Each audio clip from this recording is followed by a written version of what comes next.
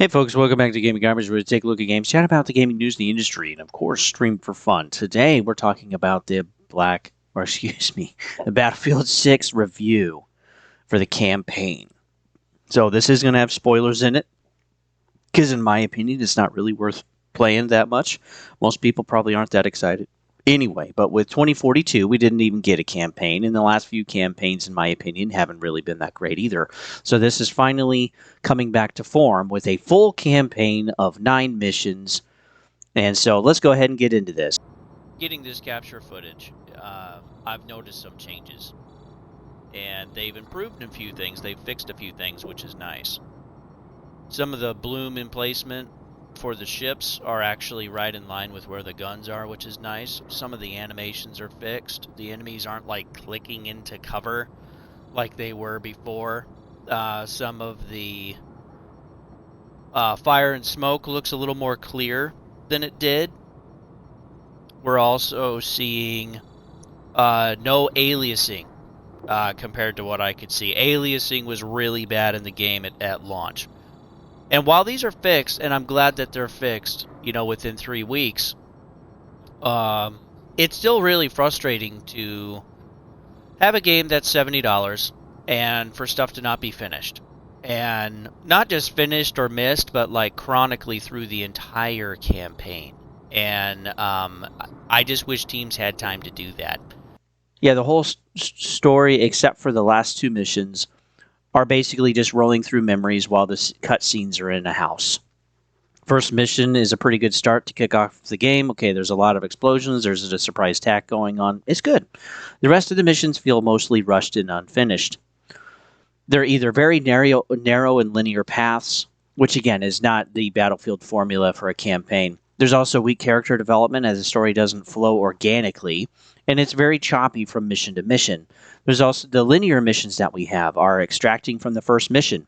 A lot of it is a car ride, and some of it too is just waiting on a roof. Very, very, very basic, right? Also, another mission of just taking out AA sites on a ridge. We also have tunnels. We have a train crash. We have escorting a Bradley for another mission. Clearing an apartment building. Again, these are all super tight, small kind of areas, except for the AA mission. There was a good veranda of looking out over the city, I believe in Cairo, but like again, it was just very, very small operation area. Very, very small. Smaller than even like Battlefield 2, Battlefield 3, a lot of Battlefield 4. I mean, each one had their own kind of like small areas, right? Or small sections, but like it was this just felt tighter. And again, there really wasn't that much to look at. There wasn't that much to engage with. But yeah, Battlefield campaigns, they usually have linear areas, but there's at least some variability, okay? You have multiple paths. You can kind of like work around or flank or choose exactly what you want to work on. But yeah, the level design for Battlefield 1 through 4, they showcase this in direction and playstyle for all of the campaigns. Battlefield, and then when you are on a very, very linear path or just on a cutscene, there's actually something to look at, which is great, right? Like Battlefield 4 going into the aircraft carrier. Battlefield 6, there's almost no choice. It's basically straight, a little bit left or right, or up and down. It's not like all of this put together. No, it's a choice of going straight or left or right or up or down. It's very hindering. But yeah, this hinders the storytelling, the variation of what happens, and the player choice in the game. It just makes it feel very, very cookie cutter. The last 2 missions are actually pretty wide open and allow a lot of that choice. It's almost like 2 different teams were working on the campaign. We had a team work on like the first and last 2 missions, and then we had a team working on the rest in the middle, because it is very, very different styles and different, very, very different level design. In the end, we have a very annoying cliffhanger. Like, we don't even know why we did all of that. So, did she really get killed? Is Hemlock in on it? And we're suddenly disobeying orders now after losing teammates of trying to figure out what happened? Just, okay. I mean, are we serious? So I understand they're trying to probably leave this open for Battlefield 7. But again, this is another issue that I have. It's like, okay, they've already planned out the story, And the reason 6 feels so short and maybe undercooked is because there's not enough story and content and development in there for the characters, because we're going to have Battlefield 7 in the future. Maybe in 3 or 4 years or something like that. At least maybe that's the plan right now. But yeah, there's really no resolution to why you did anything. And why not just kill her in the first place? Again, there are multiple points where basically we're monologuing, and then the other character is able to struggle or fight or stab back or shoot him back or whatever, or we don't take the shot when we could have, and it's just, there's a lot of that in the game. In the end, it's exploding guided tour of weapons, gear, and vehicles. The focus isn't the story, it's the weapons and the tools that they want you to use in the game. Again, it doesn't even feel like a story. It feels like a tour on the equipment, weapons, and tools in the game. The difficulty, it is an absolute joke. The hardest difficulty usually wasn't hard at all. The enemies are standing in the open. They're slow to jog from place to place. Huge amounts of health for yourself. Mostly 8 to 12 hits until you're actually down. Does that sound like a hardcore mode? Not even close. Sometimes I feel like it was correct with the gun emplacements and sniper shots. These were usually much, much quicker deaths, which were kind of shocking. Shotgun too. Like you were done, right? Super quick. Also, there's drones in the game. There's enemy drones, and these are basically a joke. The bomb that they carry as an explosive is the size of your arm. I'm not kidding. The bomb is huge, right? And I would need to get hit 3 or 4 times to actually get taken out by these drones. NPC allies and enemies, they're all stupid. Standing in the open, shooting a far target and not close at all, so there's no prioritization.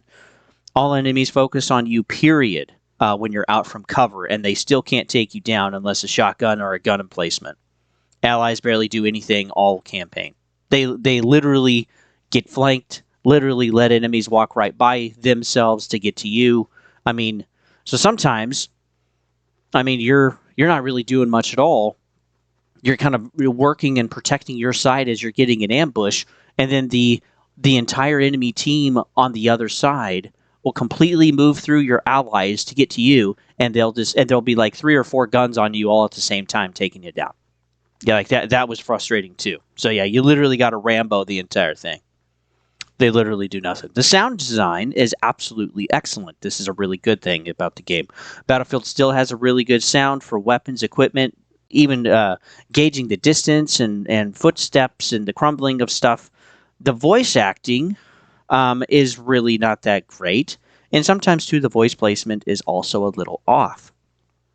So the voice acting was fair to bad most of the time. There's no urgency when they're being shot at. There's no urgency when they're talking to each other. I mean, it's just like people talking in a room that are flustered with each other. There's no, like, big war going on. We're being shot at. There's attacks coming. We got to do this now. There's, like, really none of that except for maybe 1 or 2 characters. The rest of them, they're just like reading a script. And then, yeah, the script, too, is mostly bad. So they're calling out stuff constantly. There's a lot of one-liners. There's bad jokes. There's stuff that just doesn't come off good. And a lot of the script writing is focused on everyone just being a badass all the time. So this leads to everyone just being 2D personalities. There's no structure there. There's no development. Again, there's nothing to really foundationally base all of these characters off of, because that's what the first mission is for. But then we spend the entire freaking game going through all of these memories and playing them while people are still arguing in a house. Like, it's bad. It's bad. Now, Battlefield 3 had this, right? You basically get captured and you're being interrogated by Kovic. But it works pretty good, right? Because you're actually working through some stuff, and it comes to a resolution at the end where you're actually breaking out of the facility, or where you're being, held captive by the CIA, and you're jumping onto the plane and you're disarming the bomb on the train, right? And that's basically the end of Battlefield 3. Sorry to spoil it for you. But like in this, there's no resolution. There's none of that. There's also performance issues. This was on Xbox Series X. There is constant aliasing issues, where basically there's like a line in the middle of the frame where one frame is coming in and the old frame is getting left behind, and so you have this line in there called aliasing. And that's actually really chronic through mission 1 through 4, especially in the bigger areas, or the wider verandas. That's really bad. And I wonder too if this is partly why we had more linear missions, is because again the graphical performance just really isn't there. What this means too, this is the graphical, kind of mandate or performance too then for PC and all of the other platforms. It wouldn't just be for Xbox. So I don't think they were necessarily optimizing it very, very well in the Snowdrop. Gameplay on performance was actually pretty solid FPS most of the time. I rarely ever had a drop. There were a few areas where it was a little laggy, maybe just lots to render, but the cutscenes again were still at like 30 frames per second from what it looked like most of the time. Also, there's some high-res textures that are missing. Again, none of this is foreground. This is all background type of stuff. But we're talking about bushes and chairs, and sometimes, like, you can tell, like, it's literally, it's supposed to be background, but it's kind of right in your face, like in one of the vehicles. And you can tell, like, stuff is really not rendered at the same level quality. So I wonder, too, if they had to do that for console, where they're kind of, like, give and take some of the resolutions, again, to be able to get it to run pretty well at a fairly good frame rate. There's also bugs and glitches. These were often. Okay, we're talking about animation issues. We're also talking about physics acting on models weird. During cutscenes even, like one guy is laying down on the ground and his leg is doing a jig while the physics is acting on his leg because he's not placed properly. There's also hand placement a lot of the time. It's wrong on the gun. It's wrong on the handle. It's wrong on anything we're trying to do, like trying to pick somebody. Like, it's just constantly in the wrong place all the time. Checkpoints would also save extra takedowns, or like being able to pick up stuff. So like, let's say I hit a checkpoint and I got taken out, right? So then I respawn in and I get a little further and I get taken down again. Well, I don't go back to the original checkpoint. I go back to a new checkpoint that saved some of the extra stuff that I did. And so then sometimes maybe you're running out of gadgets you would like to use, or some of this other stuff, and that was just a little weird. I'm not sure if that was intentional or not, but again, I've never seen that in a video game. Usually the checkpoint is the checkpoint, and you're not pointing your playthrough every time you go through a checkpoint or re-up a checkpoint. That was just kind of weird. So it did get to a point where I got to a checkpoint and there's like almost no enemies left. Like, my team doesn't have to fail me anymore, which is great. And it's like, oh, we can just literally run through here now because there's like 2 or 3 guys left. So yeah, that was just kind of weird. Models also jerk in place between cutscenes. Or between what they're wanting to show you and then back to gameplay. So that is also very, very jerky. Yeah. So like, there was also an ally that was stuck at one point, which I don't feel like they should have been. Usually the allies were pretty good at working around cover or working around objects, and so were the enemy NPCs as well. But yeah, there was one point where it's like, they're stuck. I had to run back, try to go somewhere else in the courtyard or whatever so that they could kind of head toward me. And then they were unstuck, and then we could kind of like continue on. That was kind of nice. Also, there's destruction inconsistencies with the game. Sometimes the cover just absolutely gets demolished with no time at all, with just a few rounds. Sometimes you're destroying your own cover because, again, your bullet or whatever is not quite in line with your optic, or again, the hitboxes are slightly off. So yeah, you're literally destroying your own cover as you're trying to use it. There's other issues too with like certain things blow up really, really well, almost as like they're intended to do that to further the story or further the progression. And then other times it's like you got to hit something 2 or 3 times to actually get something. And then I had other times too where like my RPGs, for example, like I can shoot them into a building, but they don't hit anything and they don't blow up, which is weird. So, like, it's dark in the building up in front of me that I can see, that I can't go in, right? I'm just shooting through windows. But I'm wanting to shoot an RPG so that I can blow up in there and maybe take out the guys. But then it never goes off. I had that, too, with multiple rounds with my grenade launcher. And it's not just that some of these grenade launchers were close, right? Therefore, it wouldn't go off. No, I'm talking we're arcing it over. And I'm waiting for a boom, and it just doesn't happen. Now, the C4 worked flawlessly 100% of the time. The drones, Worked flawlessly 100% of the time. That was nice. But yeah, there's some destruction inconsistencies there. Overall, the whole campaign felt like a guided tour of the equipment and the vehicles, with 2 dev teams, one doing most of the missions and the other doing the last 2. The characters were flat with bad script writing, and I don't care about those that actually died in the campaign, and the ending that made the whole campaign feel pointless, ultimately. The ending didn't have any resolution whatsoever. It was just, why did we do this? Well, I don't know. Just wait for the next Battlefield, I guess. And then, too, the whole experience was just a trip down memory lane. So, yeah, no resolution, going through memories, and it did not flow well. Name somebody's name. For those of you that are maybe thinking it was better for character development or something, name somebody's name. For those of you that think the level design was good, name one of the missions. Name a defining moment. For those of you that think the campaign was actually good, did you just not see all of the bugs and performance issues? I mean, that's possible. And I'm not saying people can't have fun with this, but like, as a critic, okay, as reviewing this, I'm not going to skip by all of that stuff. The whole thing is a mess. The rating that I have for it is a 4 out of 10. Okay, it barely meets the minimum in some areas, and the whole thing feels rushed, like it wasn't ready.